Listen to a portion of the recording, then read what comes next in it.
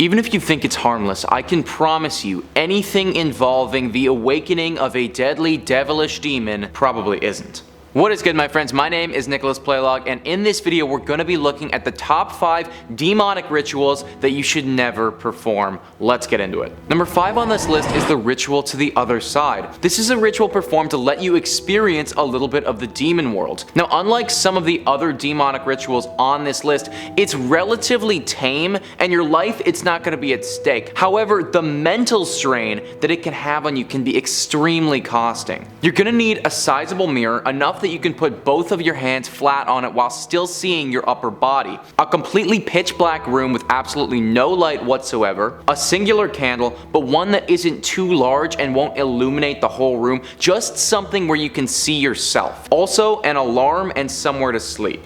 Now, after you have your items, go take a nap. You want to set your alarm for roughly 2 hours of sleep so that when you wake up, you are decently dazed and not fully aware. Right when you wake up, go to your room with your mirror and make it pitch black. Then light your candle and have it somewhere out of sight, just enough light that you can make out your face in the mirror. You want to place both hands on the mirror roughly shoulder width apart and start to stare at yourself. Focus on yourself. Your focus needs to be impeccable if you want this to work. Now start to alter your breathing. A slow breathe in and a longer exhale.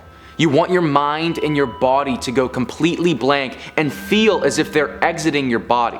If you're doing all of this properly, then you should start to feel subtle vibrations in your hands that ring throughout your arms. This should be followed by your face starting to distort as if you were hallucinating. Now is when the real images start though. People have reported seeing flashes of loved ones who have died where they're supposed to be standing in the mirror, or have their own bodies start to morph into a demon. Sounds and voices will begin to ring throughout the supposedly silent room, and in extreme cases, your entire room will morph itself into a fiery hell. You have now calmed your mind to a state where it is capable of comprehending the demon realm, and you are in it. Now, it's relatively easy to snap out of this place and no harm will come to you, but that's not the case for some people. This experience can be extremely jarring and haunt people for the rest of their lives. In very rare cases, people who have tried this have descended into a deep depression or even madness. I can only imagine that knowing what is on the other side and what could be potentially waiting for us is a very scary place to be. Sometimes, guys,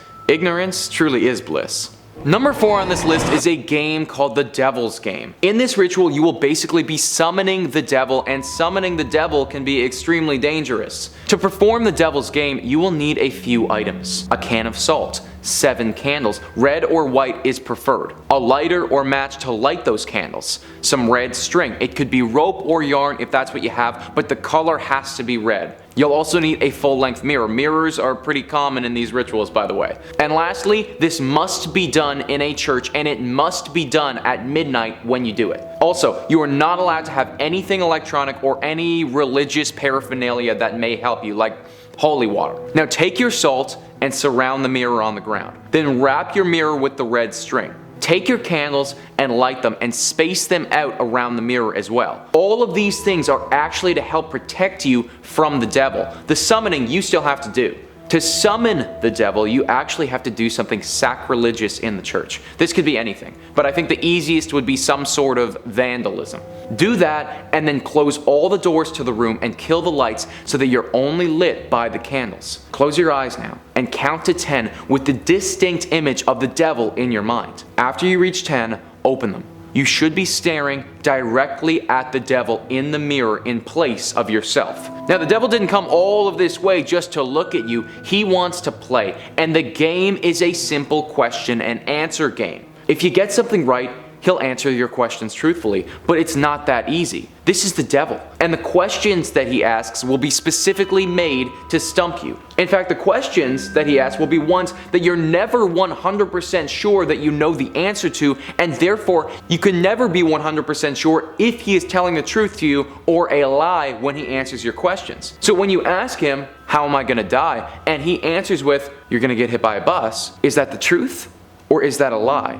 You're never gonna know, and for the rest of your life, you will most likely be petrified of buses. Occasionally, he will also dare you to do something. Now this is interesting because if you complete the dare, you will know for certain that the next thing you ask him will be true. If you do the dare, you could ask him next week's winning lottery numbers and he'd have to tell you the truth. But the dare he gives you, it's not going to be pleasant. Self-harm, hurting those that you love, completely going against any morals that you thought you had, those are all completely on the table. You could stand to gain a lot from this game, however you could also stand to lose a lot or gain absolutely nothing at all, just a bunch of paranoia. Anytime you summon the devil, it's a bad idea, and the devil's game is no different.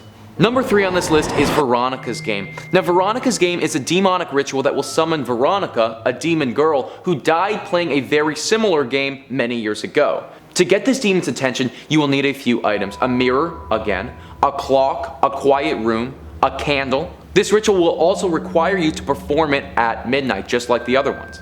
Have the mirror set up in your quiet room so that it's at eye level with you. At exactly midnight, light the candle and stare into the mirror. Veronica. Veronica. You have to repeat her name 9 times, staring at yourself in the mirror. After you have done so, extinguish the candle and leave the room. Now, why is this called a game? I don't really understand, because there's really nothing fun about it at all. She's with you now. The demon Veronica is now there with you, and whenever you are by yourself, you will feel her presence. You have just awoken a demon who doesn't want to be awake right now, and she's going to haunt you. You'll feel the temperature start to drop whenever you're by yourself. You may hear sounds that you can't identify or sense movement that you don't understand. It's said that if you ever make fun of Veronica in any way, then that's going to be the last thing that you do. This demon supposedly carries around a pair of scissors at all times and will use them on you if she ever feels that you're taunting her. This demonic ritual should absolutely never be performed because you stand absolutely nothing to gain and potentially your life to lose. Number 2 on this list is a ritual performed by a bunch of high school students in 1986. Now this ritual has less to do about the otherworldly things that you may summon and more to do with the fact that this is just wrong and you shouldn't ever do this. 12 high school students were linked to a demonic ritual with the goal of praising Satan and cleansing the world of what Satan or these students may qualify as unworthy. These students had found an abandoned house that they painted black and used that as their main base of operations. They painted it black as apparently a way of keeping the badness in and the goodness out. It was here that they had been performing several demonic rituals for months. One of their rituals, though, culminated on the witch's Sabbath. They had been preparing for this day for quite a while, drawing blood circles in their abandoned home, and speaking various incantations to please their devilish lord. The final act, though, involved a sacrifice. On the witch's Sabbath, one of the 12 high school students, a 15-year-old, snuck into an older student's bedroom with a shotgun and used him for the sacrifice. Yeah, this entry gets kinda real. This was their demonic sacrifice meant to appease the devil. Now I can't say for certain whether the actual ritual worked because there's currently no knowledge on that. But what I do know is that the 15-year-old and those involved went to jail for a very long period of time. I also know that a 17-year-old boy who had absolutely nothing to do with anything died. Like I said, this one on the list is less about what you may summon and the consequences with that, but more about the fact that you should just never do this. And the fact that people thought this was a good idea, it's just complete insanity.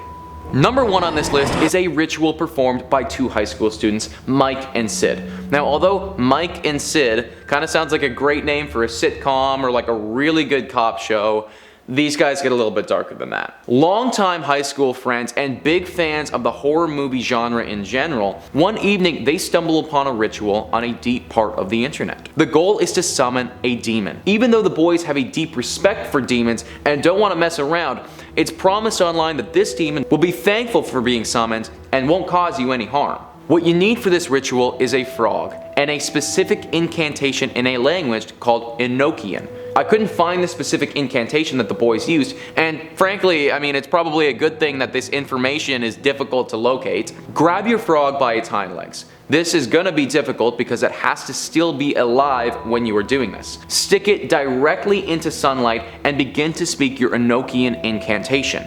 Now, I kinda hate this next part because I love animals, but as you're speaking your hex, kill the frog.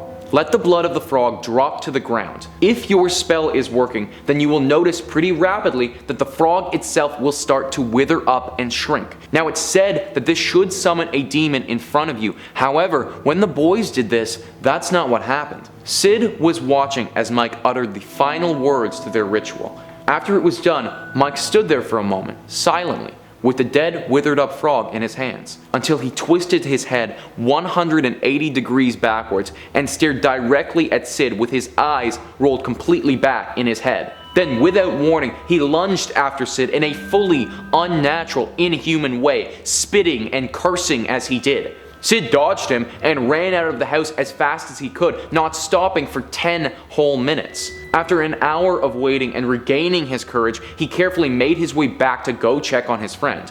Mike was lying completely naked with scratches all over his body, unconscious in the middle of the basement. When he woke up, he had absolutely no memory of the entire incident at all and doesn't know how he got there. Well, there you have it, guys. 5 demonic rituals that you truly should never perform. Please let me know in the comments your thoughts on this list, and if you know any weird rituals that no one should perform, maybe we'll make a part 2. Also, hit the like button, smash the subscribe button. Thank you so much for watching, and I'll catch you next time.